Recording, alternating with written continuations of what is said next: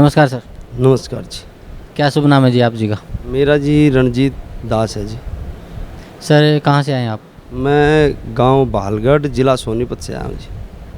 Sir संत रामपाल जी महाराज की शरण में आने से पहले आप कौन सी भक्ति करते थे? मैं संत रामपाल जी महाराज की शरण में आने से पहले माता शेरावाली के व्रत भी करता था और जो है हनुमान जी के भी व्रत किए और अमरनाथ बाबा पे भी गया और वैष्णो देवी भी गया, कई बार गया वैष्णो देवी तो मैं। और हरिद्वार से जो है वो कावड़ भी लेके आया मैं तीन बार शंकर भगवान की। और ये तो सर जब आप माता जी के व्रत करते थे, हनुमान जी के व्रत करते थे, आप वैष्णो देवी भी गए, अमरनाथ की यात्रा भी आपने की और आप हरिद्वार से कावड़ भी लेके आए, तो उस सब एक्सरसाइज का आपको क्या लाभ मिला? मुझे तो कोई ऐसा कुछ खास लाभ उसमें दिखाई नहीं दिया जी। बस वैसे ही जैसे घूमना फिरना सा हो गया, ऐसे ही घूमते फिरते थे और तो कोई ऐसी कोई बात नहीं मुझे नज़र आई।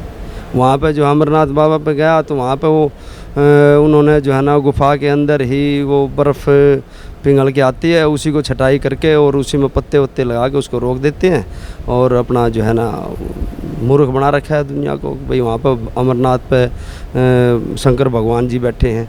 ऐसा तो कुछ मुझे दिखाई नहीं दिया वहाँ पे। बल्कि जिस दिन जत्था छोड़ा गया था उससे 2 दिन पहले हम वहाँ पे गए थे। खूब आराम से हमने बर्फ़ के पहाड़ थे उन पे जो है ना घूमते हुए देखा, वहाँ पे ऐसा कुछ नहीं दिखाई दिया। तो क्या उम्मीद लेके गए थे आप? क्या मकसद था आपका उधर जाने का? मकसद यही था कि भाई अमरनाथ बाबा पे जाएंगे और हमें जो है ना मुँह मांगी जो है अपनी ख्वाहिशें वो मिलेंगी और भगवान के दर्शन होंगे। ऐसा तो हमें कुछ वहाँ पर मिला नहीं। तो सर परम संत सतगुरु रामपाल जी महाराज की शरण में आप कैसे आए? मैं सतगुरु रामपाल जी महाराज की शरण में आने से पहले बहुत ही नीच वृत्ति का आदमी था, जो कि मैं दारू बहुत पीता था और मांस तो एक दिन में एक ट्रे तो अंडे खा जाता था मैं, और मछली और मुर्गे बकरे मैंने कुछ नहीं छोड़ा। और जो है परमात्मा की शरण में आने से पहले हमारे साथ में जो है ना दूसरी गली में भक्त रहते हैं परमात्मा के जो हैं, उनके साथ जो है मैं क्रोधा कांड होने से कुछ दिनों बाद जो है उनके मैं उल्टे सीधे वर्ड भी बोलता था उनको। बहुत ज़्यादा परमात्मा से माफ़ी मांगता हूँ कि मैंने जो है मालिक से कुछ बातें ऐसी कह दी थी जो आज तक मेरे दिल में चुभ रही हैं कि आप तो जो है भगवान मानने बैठे हो कि आप इंसान को। तो बस इसी प्रकार जो है उनको जो है अच्छी बुरी कहता रहा, लेकिन वो बेचारे ऐसे थे कि कभी भी उन्होंने मेरी बात का बुरा नहीं माना और वो हाथ जोड़ के ये कहते थे भाई साहब आपको पता नहीं है इसलिए आप हमारे को जो कह रहे हो वो ठीक है, आप अनजान पड़े में कह रहे हो, हम आपको कुछ नहीं कह सकते, वो तो परमात्मा ही जानेंगे जो कुछ करेंगे। मैं चलो भाई ठीक है। तो फिर हम जो है जब गुरुजी 2008 में वहाँ से आए तो वो बोले भाई आप जो है ना हमारा गुरुजियों के यहाँ ले जाके दर्शन करा लो, आपकी गाड़ी में तेल पानी डलवा देंगे। तो मैं चलो भाई ठीक है। तो उनके सहारे जो है ना मैं यहाँ तक आया और आया था यहाँ पे दूसरे विचारों से कि वहाँ पे तो ऐसा होता है सुनी सुनाई बातों पे जैसा लोगों ने उड़ाया था। अब हमें तो पता नहीं था कि भाई हकीकत में परमात्मा आए बैठे हैं।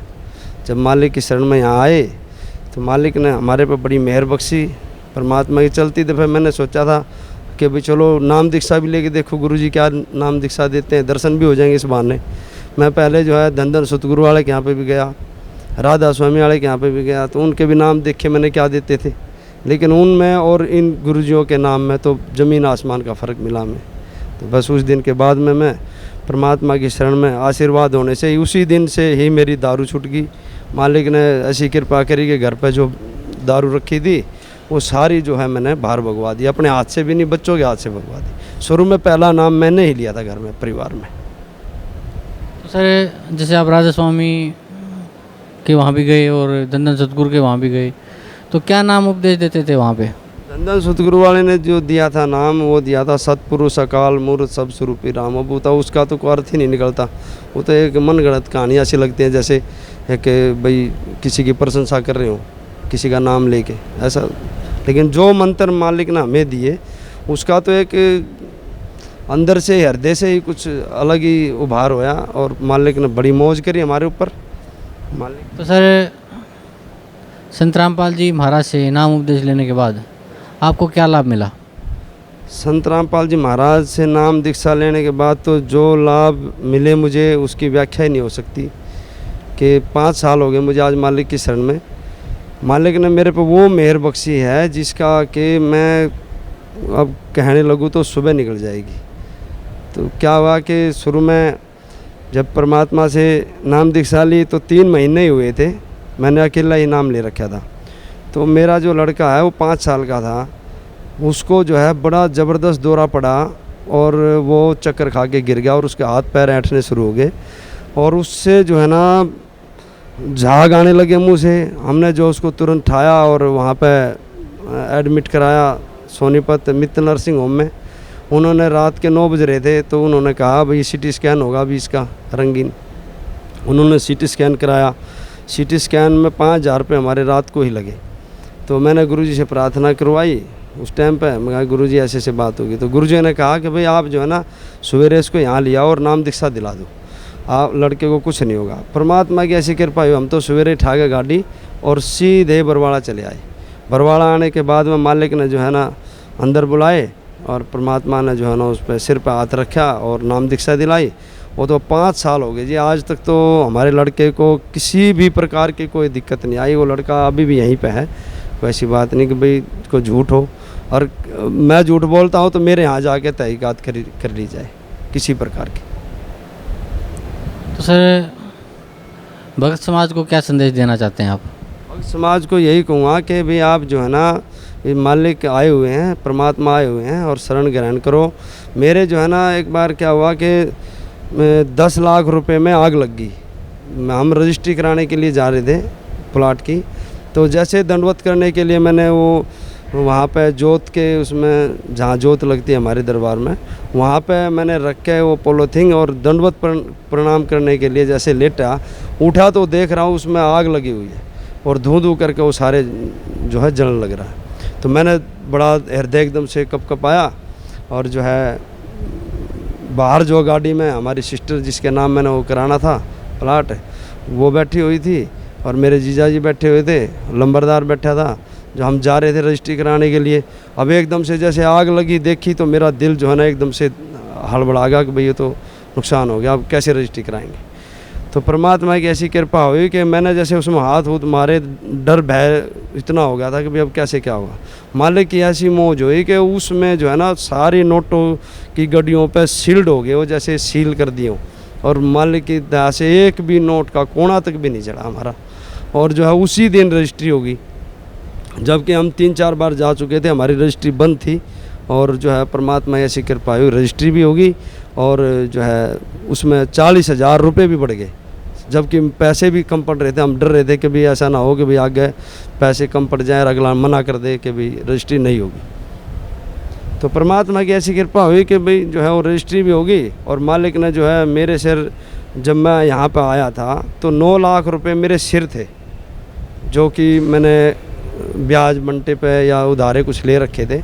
9 लाख रुपए मेरे सिर थे। मालिक की कृपा से 2 साल नहीं हुए थे मेरे नाम लिए, तो मेरे पास मालिक ने ऐसी मेहर बख्श दी कि वो आज जो है पता ही नहीं कि कहाँ कहाँ कितना पैसा पड़ा हुआ, मेरी स्वयं कितनी उधार पड़ी हुई है कुछ नहीं पता। मैं जो है एक बात और कहना चाहता हूँ कि भाई जैसे 2006 में जो कांड होया था क्रोथा कांड, वो क्रोथा कांड मैं भी सत्य मानता था क्योंकि उस टाइम देखा नहीं था, ना कभी मैं क्रोथा में गया था।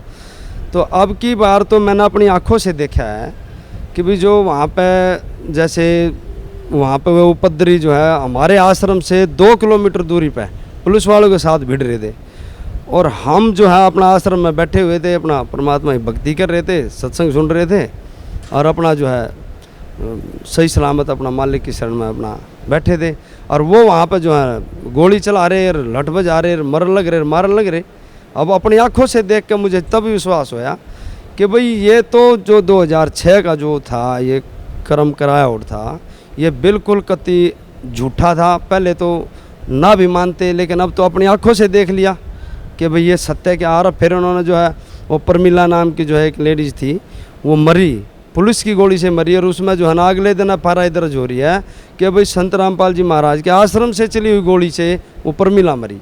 बिल्कुल झूठ, इतना बड़ा झूठ कि जो है ना कुछ कह नहीं सकते कि इनका क्या परमात्मा क्या न्याय करेंगे, मालिक ही करेंगे इनका जो कुछ करेंगे, हमारे तो कुछ बस की नहीं। हम तो ये हाथ जोड़ के कहें कि हे परमात्मा कि इन सब को जो है ना शुद्ध बुद्धि दे दो मालिक, ताकि ये भी शरण में आ जाए, जो ये इन तय बहकाए और झूठे आदमियों के साथ लग कर अपना टाइम ख़राब कर रहे हैं, अपना जीवन ख़राब कर रहे हैं। ये जो है जैसे बलदेव है, ये बलदेव की 2006 के बाद में टांग कटी, एक्सीडेंट होया, इसको फिर भी नहीं समझ में आई तू क्या कर रहा है। और अब फिर जो उड़ा जाकर पुलिस वाला गेला जाके फिर उड़ा पत्थरबाजी करनी शुरू करी ने। लेकिन परमात्मा की मेहर थी, हम आश्रम के अंदर बैठे रहे। मारे तो मालिक ने ऐसा काम कर दिया था कि चारों तरफ से लक्ष्मण रेखा खींच दी कि भाई थारे पे कुछ नहीं होगा। और मालिक ने वो एक काम करके दिखा दिया कि भाई उनका तो बाहर जो है आपस में बड़ गोली चलना, गोलियाँ तो मरे और हम उड़ा हलवे खीर खावा। परमात्मा ने हमारी मौज कर रखी थी, सत्संग सुनाए थे, परमात्मा भजन करे थे। भाई परमात्मा के यहाँ का किसी चीज़ की कमी नहीं रह सकती। और मैं ये परमात्मा के यहाँ रह कर ये अरदास करना चाहता हूँ, सबसे भाइयों से विनती करना चाहता हूँ कि ये झूठा जो प्रचार जो लोग कर रहे हैं, इनका अपना पीछा छुड़वाओ और इनका मुंह मोड़ो और अपना परमात्मा ही शरण पकड़ो आके। तो सर पहले आप जो भक्तियाँ करते थे उनसे आपको कोई लाभ नहीं मिला, और जो श्रद्धालु आज भी राधा स्वामी से या धन सतगुरु से जुड़े हुए हैं, या वैष्णो देवी जाते हैं, या कावड़ लेके आते हैं, जैसे अभी सीजन आने वाला है कावड़ लाने का, या अमरनाथ की यात्रा करते हैं, या जो व्रत रखते हैं, उन जो शास्त्र विधि त्याग के मनमाना आचरण करते हैं, उन श्रद्धालुओं को आप क्या संदेश देना चाहते हैं? मैं अपने सभी बहन भाइयों को, माता और जो है अपने बड़े बुजुर्गों को, सबको यही कहना चाहता हूँ भाई, जैसे अब केदारनाथ में जो है इतना बड़ा हादसा हुआ, इतने आदमी मर गए हैं, उनका पता ही नहीं चला। तो ये भगवान अगर इतने बढ़िया हैं तो क्यों नहीं हमारे को पहले इतना सुख दिया, क्यों हमें इतना दुख दिया पहले। अब मैं माता वैष्णो के यहाँ जो है जाता था, माता शेरावाली के व्रत करता था, तो उस दौरान जो है मेरा एक लड़का पैदा हुआ था। तो वो लड़का पैदा होते ही मर गया था। तो मैंने उसी दिन कसम खा ली थी, माँ अब मैं तेरे ना तो व्रत करूँगा और ना मैं तेरे द्वार पर कभी जाऊँगा। जब तू मेरा रक्षा ही नहीं कर सकती तो मैं तेरे पास जाकर मेरा फ़ायदा क्या है। और मैं वहाँ पे जैसे गया था तो वहाँ पे क्या करते हैं, वे पांडे बैठे हैं वहाँ पे गुफा में, वो ऐसे पकड़ के धक्के मारते हैं, जल्दी करो जल्दी। जो पैसे ज़्यादा चढ़ाता है उनको तो वहाँ पे हाँ आओ बैठो, बाकी सब चलो धक्के मारो। वहाँ पे तो ये काम है जी।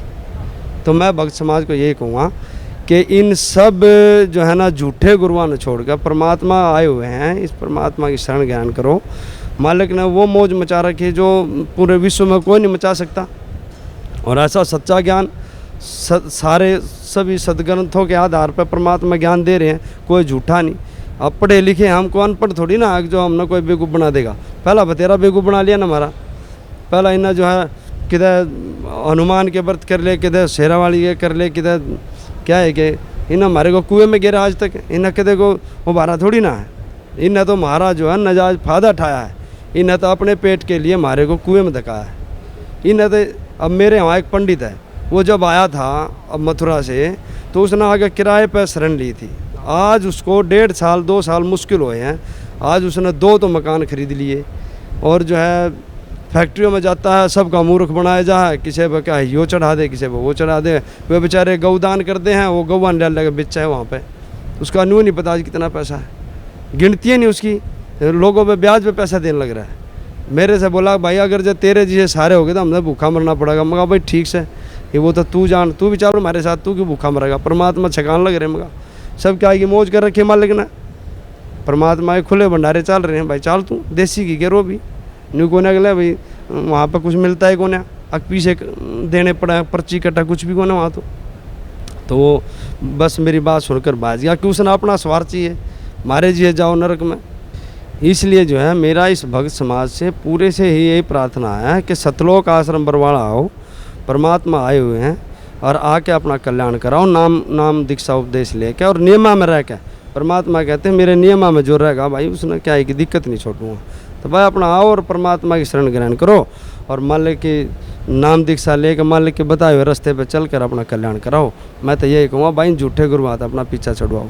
सत्साई। जी धन्यवाद आपका, बहुत बहुत धन्यवाद।